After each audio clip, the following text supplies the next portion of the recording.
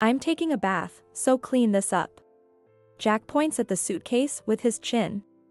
I nodded slightly while holding it. Understood. You should be able to handle this much without being told, seriously. Humph. With a snort, Jack heads to the bathroom. Watching him go, I sighed. I slowly lifted the suitcase. Just then, something fell out with a rustle. What? What's this? Looking down, I saw an envelope at my feet. Wondering what it could be, I opened the envelope. What is this? Inside the envelope were some photos and a divorce paper. The divorce paper was signed by Jack. And in the enclosed photos were a woman and a child. Perhaps this means he wants to leave me because his mistress has had his child. Yes, Jack said to clean this up. Meaning, file this divorce form. This is the happiest gift I've received in a long time. Jack must feel the same way. I need to prepare something in return. A wonderful return gift named revenge. I smiled slightly and carefully slipped the envelope into my pocket. My name is Sarah. I work as an office clerk at a metal processing factory. It's a typical small-town factory job, so neither the salary nor the bonuses are that great. But, living in a small town, I find life relatively easy. Plus, my husband Jack is a business owner. That's another reason I don't find life too hard. Jack's business is a consulting firm. He has clients nationwide, which means he travels a lot. That might be why we don't have any children. Both Jack and I are 38 now. Maybe it's too late for kids now. Lately, that's what I've been starting to think. Still, I have no intention of getting divorced. You can build a happy home even without children. That's what I believe. Nevertheless, I can't say that I'm without worries. Lately, Jack has been distant, and we've been missing each other more often. It's problematic that he relies entirely on my income for living expenses because his job is so demanding. But I believe that together with Jack, we can make it through anything. That's how I've been encouraging myself. There's a reason I think this way. It's because I know what Jack was like in our student days. I met Jack when we were in high school. He was the popular guy in our class. He had leadership qualities, always stepping up during festivals and sports days. If someone made a mistake, Jack would cover for them. He would solve any problems that arose. Jack was someone everyone relied on. On the other hand, I was a plain and quiet girl. I lived my life trying to stay unnoticed. It was almost like that was my goal. But after meeting Jack, for the first time, I decided to try to speak up. During a meeting about the festival, I raised my hand and spoke up for the first time. The festival, our class could do a play. Before I could finish, laughter broke out from around me. That's because most of my classmates were planning to do a cafe. The play must be tough to prepare, right? Memorizing lines and all, it seems troublesome. Amid such remarks, Jack said to the classmates, "Isn't it more rewarding because it's challenging? Besides, it'll be more memorable, for sure." With Jack's words, the atmosphere changed instantly. In the end, our class did a play for the festival. There's no doubt that this event brought me and Jack closer. However, we graduated high school without anything significant happening between us. I got a job at the factory, and Jack went on to university. Years later, at a reunion, we reconnected, which led to dating and eventually marriage. By then, Jack had become the president of a consulting firm. Needless to say, I was envied by everyone. But the reality wasn't so great. Jack's job was hectic, with frequent business trips every month. We hardly spent any time together at home. Moreover, despite the glamorous title of president, Jack's company was just barely getting by. We're thinking of expanding the business, so I expect our income will be lower for a while. Are you okay with that? Right now, our business foundation is stable. But if we do nothing, we'll eventually hit a dead end. If our current clients leave, our income will decrease. That might leave our employees stranded. As a president, he has a duty to support our employees. Expanding the business to gain more clients is a better option. That's what Jack said. That conversation happened not long after we got married. So, even after getting married, I couldn't quit my job. On the contrary, my income became the mainstay as Jack's pay was minimal. But I believe we can get through this. Let's keep faith in Jack and keep pushing forward. That's what I've kept telling myself as I continued to work hard. While I devoted myself to my job, I also managed the household chores on my own. Of course, Jack, with his frequent business trips, didn't have time for housework. Moreover, he looked utterly exhausted on his days off. So, I couldn't even ask him to help with the chores on those days. However, balancing work and household chores is a common scene in dual-income households today. In fact, many people are pushing through the same, so I can't say I'm the only one striving hard. But there was more to my responsibilities. I was also helping Jack's parents. My father-in-law ran a small diner. It was an old and beloved local spot, cherished by the community. Because the price is low, the profit is quite small. Still, customers were ceaseless. As the diner was so busy, my mother-in-law started helping with serving the tables. Even then, they were short-handed. That's why I offered my help. So, on weekdays, I worked my clerical job and did housework, and on weekends, I helped out at my in-laws' diner from morning till evening. That was the life I continued to lead. It was challenging, but fulfilling. And the food my father-in-law cooked was delicious. I even learned some recipes during breaks from work. So, I didn't mind helping out at the diner itself. Yet, there were times I wanted a break. Still, I couldn't say I needed a rest to my in-laws. There was a reason for this. I had set it up as if I was volunteering to help. Sarah, you work as a clerk during the week, don't you? You don't have to force yourself to help. No, I do it because I like to. That's what I told my in-laws. But the truth was a bit different. Actually, Jack had asked me to help his parents. Needless to say, I initially refused. Working even on weekends is a bit much.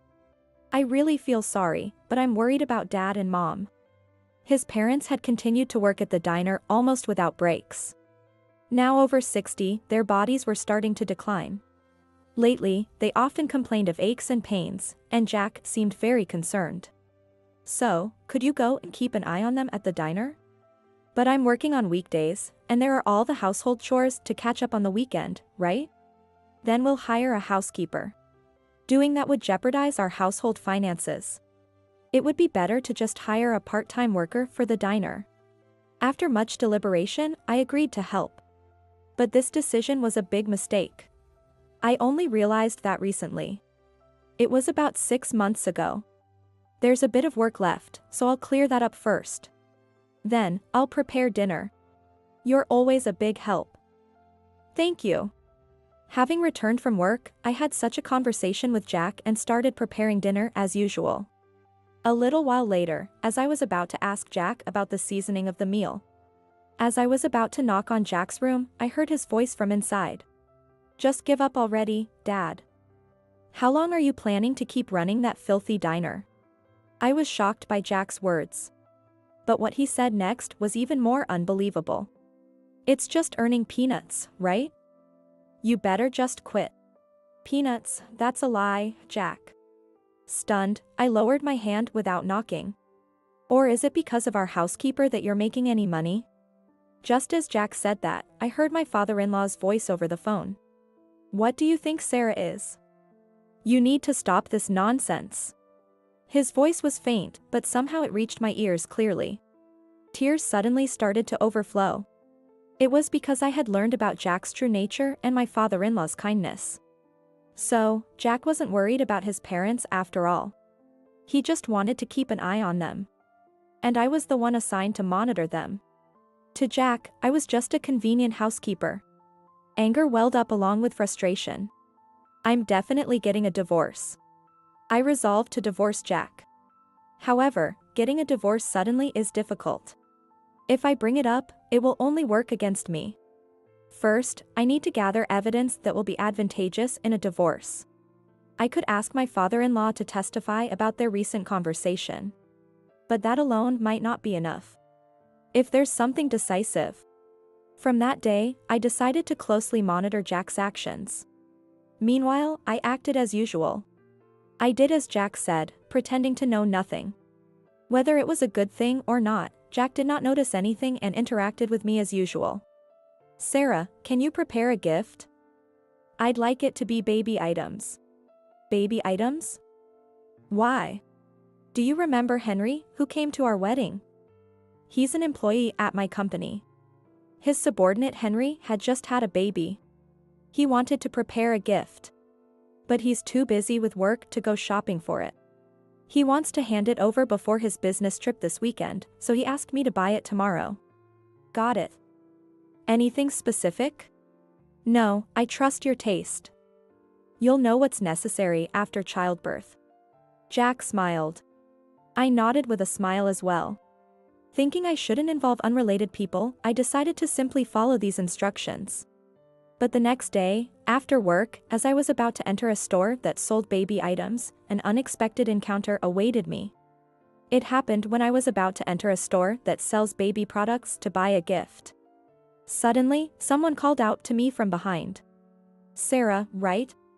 I turned around to see a well-dressed man in a suit standing there. He looked neat and seemed like a nice young man. I felt I had seen him somewhere before, and after a moment, I realized he was Henry. "Yes, Henry, from my husband's company." "Yes, thank you for everything." "No, thank you." "Oh, are you buying a gift for your wife?" I pointed to the baby product store in front of us. But Henry looked puzzled. "No. I'm not married." At his words, I tilted my head. Jack had definitely said that Henry had just had a child. I asked Henry for more details, wondering what was going on. Then, I learned something completely unexpected. Henry definitely came to buy baby supplies. However, it wasn't for his own wife. Incredibly, it was for Jack. This surprised me greatly. Apparently, Jack had told Henry that I was pregnant. Of course, I immediately denied it. At this, Henry seemed to grow suspicious as well. We moved to a different location to discuss things more thoroughly. As a result, Jack's lies began to unravel one by one. First, it was true that Jack's company was expanding its business, but the salaries had not decreased. On the contrary, due to the expansion, the employees' salaries had increased. Naturally, Jack's salary had increased as well. Moreover, Jack's business trips were a lie. There were trips, but not nearly as frequent as he claimed. It feels like about once a month at most. Recently, we can communicate online, so the need to meet with clients in person has decreased. Henry explained. Thus, Jack had been lying about business trips and was going elsewhere. Furthermore, he had attempted to acquire baby products under the pretense that I was pregnant. The only conclusion I could draw was one. Jack was having an affair, and his partner had gotten pregnant. Moreover, the salary he was not bringing home could be conjectured to be going to his mistress. I was nearly losing myself in anger. In the midst of this, Henry kindly spoke to me. "Mr. Wilson has always been a womanizer. I'll help, so gathering evidence to file for divorce would be best." Naturally, I agreed to Henry's proposal. I immediately began gathering evidence. Henry would assist me with monitoring Jack's behavior at work. At the same time, I hired a professional agency to conduct a behavior investigation. Moreover, both Henry and I, without Jack's knowledge, purchased the baby products. Pretending we knew nothing, we handed them over to Jack. "I'll give these to Henry. Also, I'm going on a business trip for the next 2 weeks." "Okay. Take care." I sent him off, pretending to know nothing. And then, 2 weeks later, Jack came home late at night. Moreover, he was quite drunk. "Are you okay? Where did you drink? What does it matter to you? Just shut up and get the bath ready." His tone was unusually harsh. I frowned slightly and sighed quietly. "What? Got a problem? Even I want to drink sometimes." "I understand." I supported Jack as he staggered. Then, Jack shrugged off my hand. "I'm going to take a bath, so clean this up." Jack pointed at the suitcase with his chin. I nodded slightly while holding it. "Understood. You should be able to handle this much without being told, seriously." With a grunt, Jack headed to the bathroom. Watching him go, I sighed. I slowly lifted the suitcase. Just then, something fell out with a rustle. What? What's this? Looking down, I saw an envelope at my feet. Wondering what it could be, I opened the envelope. What is this? Inside the envelope were some photos and a divorce paper. The divorce paper was signed by Jack. And in the enclosed photos were a woman and a child. Perhaps this means he wants to leave me because his mistress has had his child. Yes, Jack said to clean this up. Meaning, file this divorce paper. This is the happiest gift I've received in a long time. Jack must feel the same way. I need to prepare something in return. A wonderful return gift named revenge. I smiled slightly and carefully slipped the envelope into my pocket. Then I opened the suitcase. But it was after the laundry had been done. I see, a declaration of war. It's odd for all the contents of a suitcase to be washed right after a business trip. No housewife would find this normal. There must be a woman during the business trip who does his laundry. In other words, it was like a declaration of war from a mistress, saying, I did the laundry for him. Moreover, this time she even included photos. With the bonus of a divorce paper. Probably, Jack's agitation was due to this. Pressed by his mistress to get a divorce. But Jack doesn't want to let go of me, a conveniently usable housekeeper. Probably, they had a fight. And the angry mistress planted the divorce paper and photos. Well, that seems about right. Then, I have no choice but to take up this challenge, do I? I smirked and went back to my room. Ideally, I would file the divorce form immediately. But if I'm getting divorced, I'll need a new place to move to. And I want to say goodbye to my in-laws as well. Looks like I'll be busy starting tomorrow. I spent a sleepless night excited about the upcoming changes. And the next morning, when Jack woke up, I said this to him. Jack, it's a busy period at my work right now, so I'll be coming home late for a while. Is that so? That's tough, you too. After that conversation, I left the house with Jack. But instead of going to work, I turned back home. At the same time, I informed the company that I am resigning. Of course, there's a reason I did this. Actually, last night, I had already informed my father that I was planning to divorce. This morning, he sent me an email saying, the divorce might cause trouble at your workplace.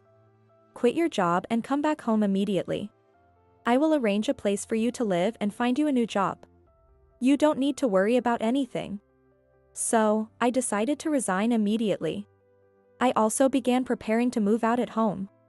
By the evening, the movers arranged by my father had completed the move. After that, I filed the divorce paper and my father introduced me to a skilled lawyer. All that's left is to wait for Jack to get in touch. Using a network camera, I watched my parents home from my new place while drinking wine.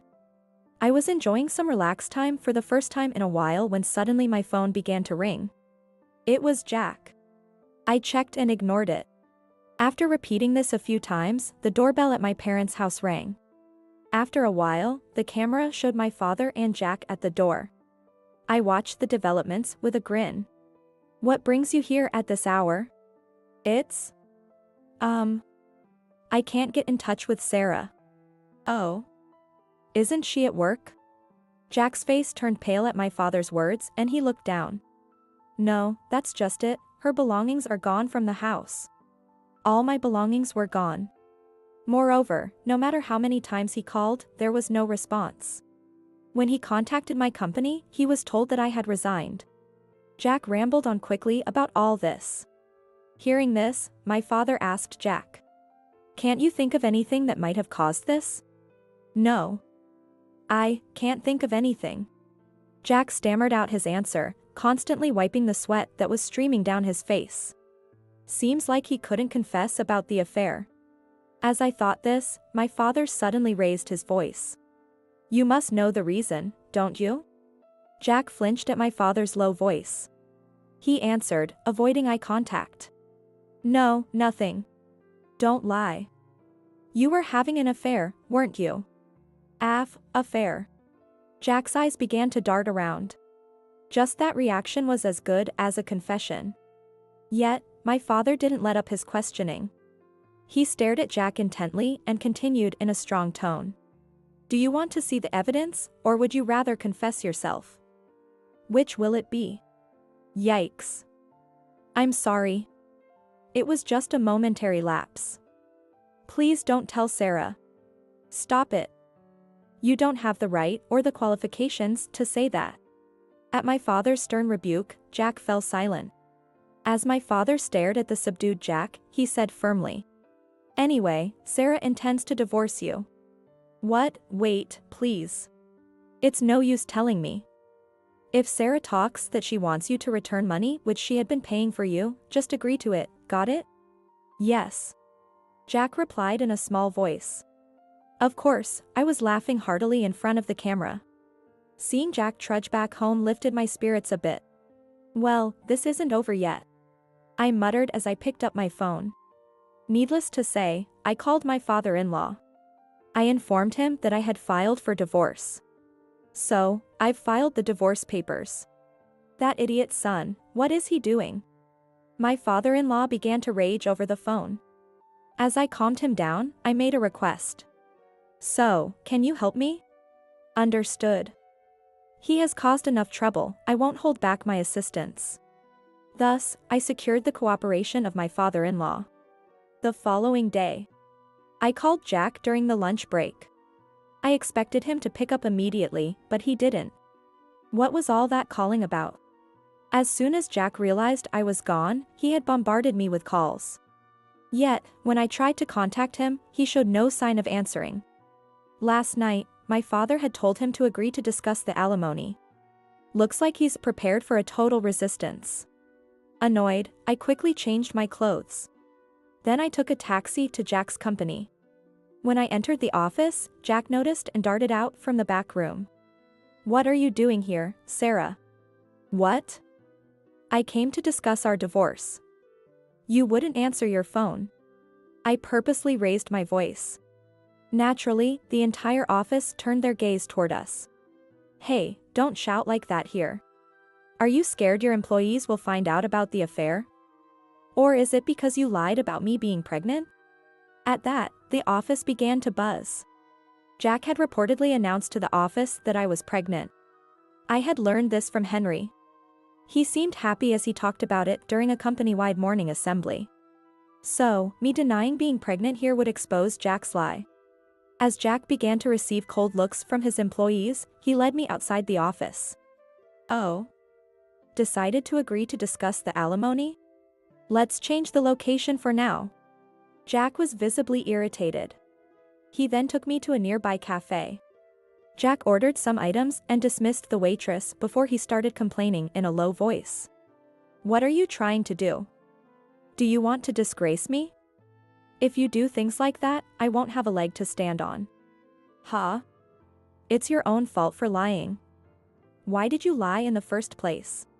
When I asked this, Jack suddenly fell silent. Always quick to go quiet when things get tough for him. I've already filed for divorce, so. What? You filed for divorce? How? Don't tell me, you forged it? Jack smirked as if he'd found a loophole. But I replied coolly. Oh. It was in your suitcase. Along with the mistress's photo. As I smiled, Jack looked startled. Apparently, something clicked for him. At that moment, I made a phone call to someone. I gave them our location and asked them to come over. Who are you calling? Someone to help with the discussion. They'll be here soon, so we can continue then. It seems they had been waiting nearby. The person entered the cafe within a few minutes. Jack's face turned pale immediately. Soon, the person stood trembling before Jack. So, Jack, you've been unfaithful? Mom, no, it's not what it seems. The person who entered was my mother-in-law. My father-in-law was also with her. This was exactly what I had requested from my father-in-law the previous day. I wanted my mother-in-law to back me up when Jack complained. Jack might act arrogantly towards his father, but he's always been submissive to his mother. My mother-in-law is a woman of strong moral fiber and can be described as very serious.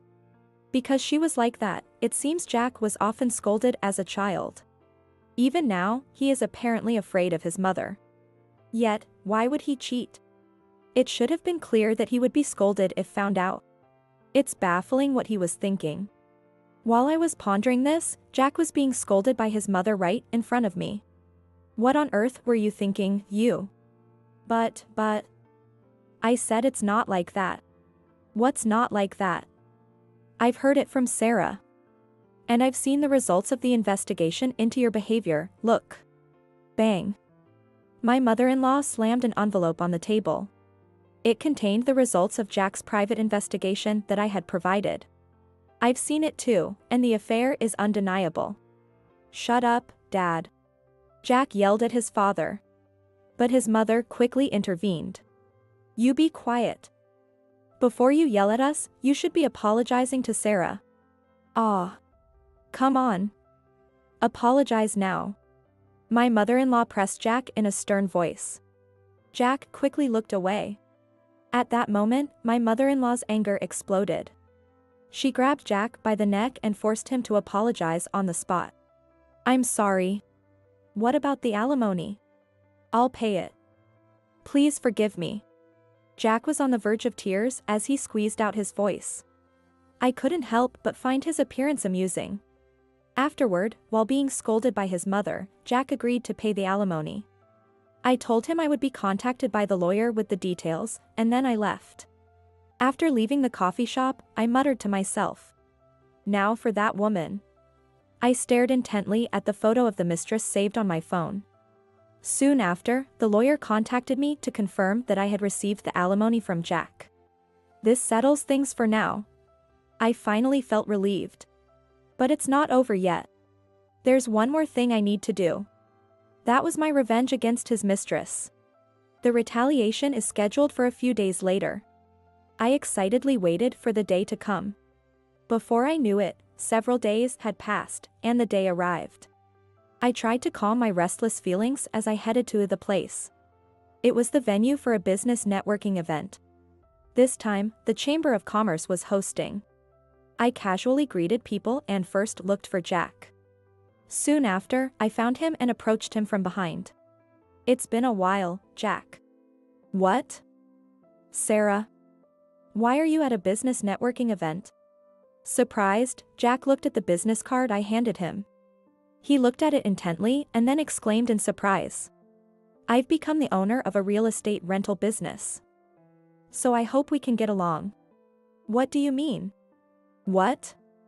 I just took over from my father. I replied with a smile. Meanwhile, Jack looked puzzled and asked back. Wait, wasn't your dad a taxi driver? So I thought. He didn't ask my father for financial support for our living expenses. That's what Jack said. Indeed, my father was a taxi driver. But that was more like a hobby for him. While running a real estate rental business, my father enjoyed driving and worked as a taxi driver. However, after Jack's infidelity came to light, I decided to quit my job. Of course, if the discussions had gone smoothly, I might not have needed to quit.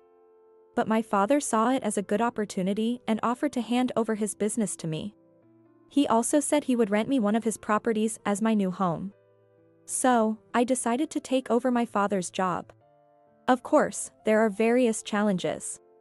It's not that I'm inheriting the properties my father owns.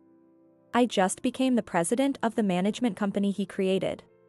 My job mainly involves interactions with real estate management companies that actually manage the properties. For the smaller properties not managed by the company, I've taken over their operation. It's not much work, so as it stands, I'm not too busy. But I'm planning to really get into it now, so today I want to hear from various people. That's why I attended the networking event for business owners. As I shared this, Jack was taken aback. While we were talking, a man approached us. Long time no see, Jack. Ah, this is Mr. Thompson. Thank you for always being so helpful. Jack greeted him. I smirked nearby. Oops, were you in the middle of a conversation? Oh, no, not at all. More importantly, as Jack turned his back on me, I pushed past him. Stepping forward, I greeted the person Jack had called Mr. Thompson. Nice to meet you, Mr. Thompson. I'm Sarah, Jack's ex-wife. Ex-wife? Mr. Thompson's expression changed.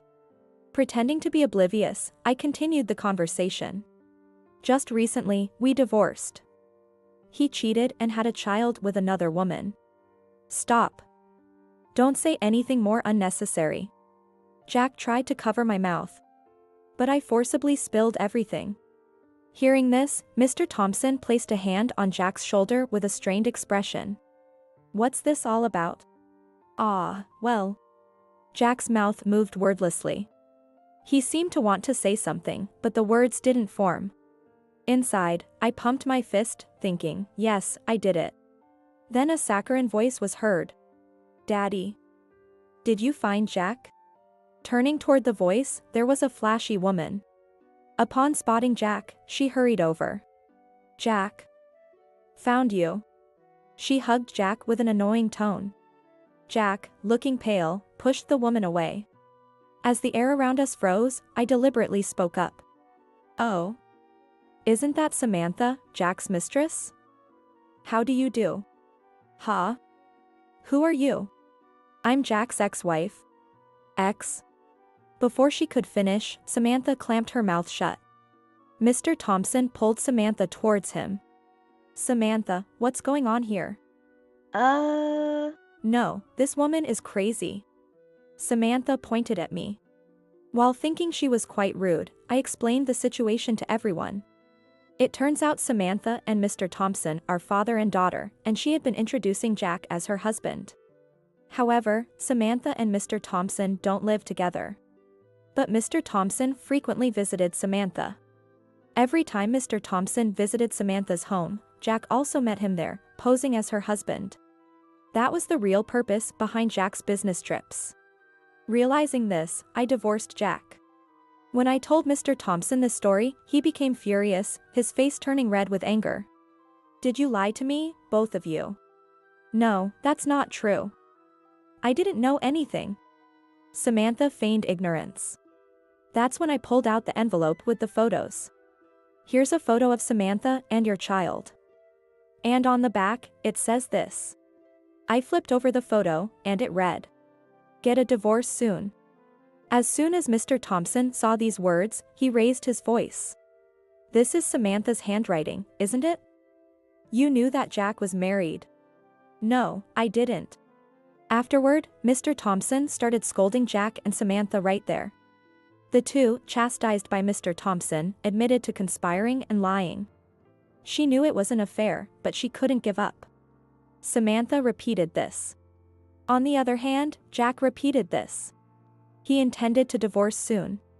Then why didn't you agree to discuss the divorce right away? With that one question from me, Jack's lies were exposed. From there, it all fell apart. Eventually, it was settled that Samantha would pay me alimony. She would work under Mr. Thompson and pay it off. As for Jack, his punishment was the cessation of business deals. Mr. Thompson had suspended business with him on the spot. Of course, many people witnessed this. It was bound to lead to a loss of credibility. Needless to say, sometime later, Jack's company went bankrupt. Jack is now helping out at his father-in-law's diner. Of course, while being scolded by his mother-in-law. Also, Jack's former clients, other than those under Mr. Thompson, were taken over by a new company. This company was started by Jack's former subordinates who had nowhere else to go. Who's the president of the new company?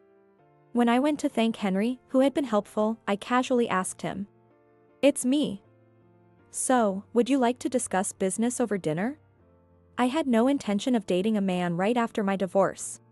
But I wanted to talk to him a bit more. Is this feeling romantic or just a simple interest in business? I already know the answer. That's why I accepted his invitation.